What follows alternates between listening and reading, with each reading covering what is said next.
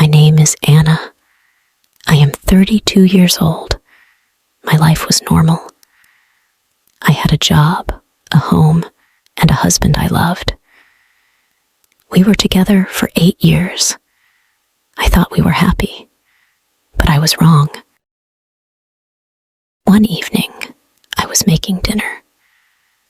I waited for my husband, Daniel, to come home. He was late. He was always late these days. I felt something was wrong, but I didn't want to believe it. When he finally came home, his face looked serious. He didn't kiss me. He didn't smile. He sat down at the table and looked at me. "We need to talk," he said. My hands started to shake. My heart beat fast. I put the spoon down. My hands were cold. My heart was beating too fast. "What is it?" I asked. Daniel looked down. He didn't want to meet my eyes.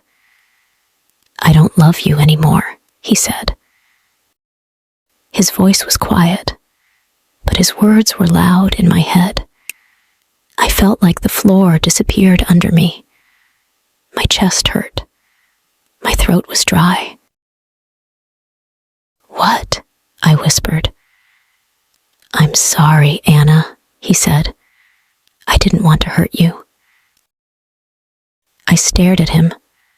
My husband, the man I loved, the man I trusted, and now he was breaking my heart. I wanted to ask, why? What did I do?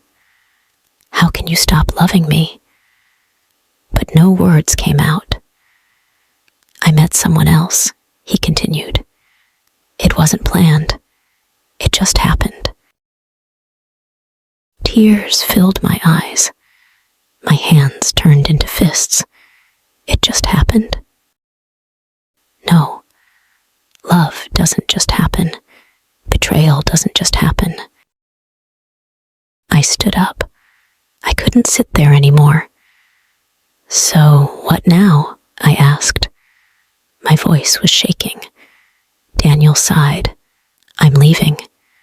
And just like that, my world fell apart.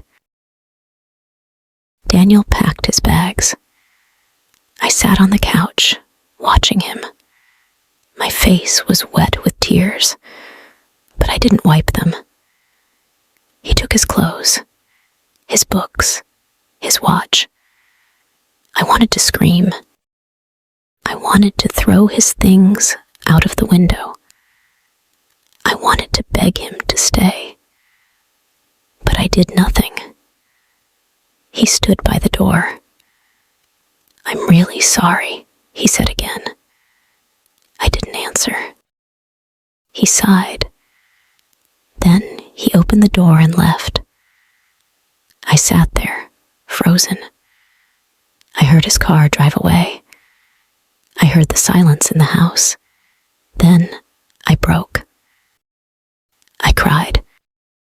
I cried so hard that my whole body hurt. I hugged my knees and rocked back and forth. My heart felt too heavy. My chest felt too tight.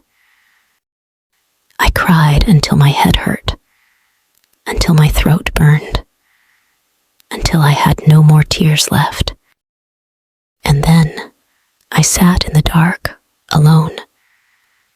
The next morning, I woke up and forgot for a second. I reached for Daniel's side of the bed. It was empty.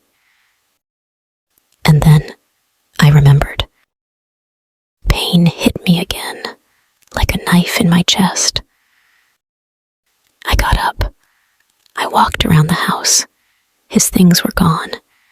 His smell was gone. But his ghost was everywhere. His empty chair at the table. His coffee mug in the sink. His slippers near the door.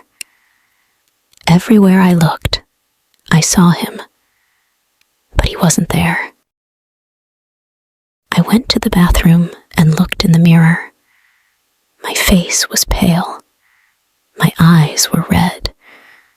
I didn't look like myself. I touched my ring. I couldn't take it off. Not yet. I was alone. The days after that were the hardest. I stopped eating. Food had no taste. I stopped sleeping. Every time I closed my eyes, I saw him. At work, I pretended to be fine. I smiled at my coworkers. I answered emails. But inside, I was broken. People told me, "You will be okay." But I didn't believe them. Nights were the worst. The bed was too big. The silence was too loud. I held my pillow and cried myself to sleep. Sometimes I picked up my phone and wanted to text him, but I didn't, because I knew he was with her now. One day, I went to the store. I walked past a coffee shop, and then I saw him, Daniel. He was sitting at a table with a woman. She was young, beautiful. She laughed at something he said. He looked happy. My stomach dropped. My hands felt cold. I wanted to run. I wanted to scream. But I just stood there, watching. Then he looked up. Our eyes met. For a second, I saw something in his face. Shock, guilt, pity. I didn't wait to find out. I turned around and walked away. Tears burned in my eyes, but I didn't cry. Not this time. I walked fast. Then I ran. I ran until my legs hurt, until my heart felt like it would explode. When I got home, I locked the door. I sat on the floor, and finally, I cried.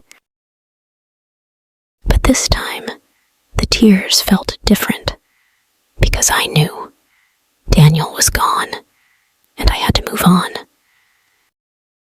The next morning, I took off my wedding ring. I made myself breakfast.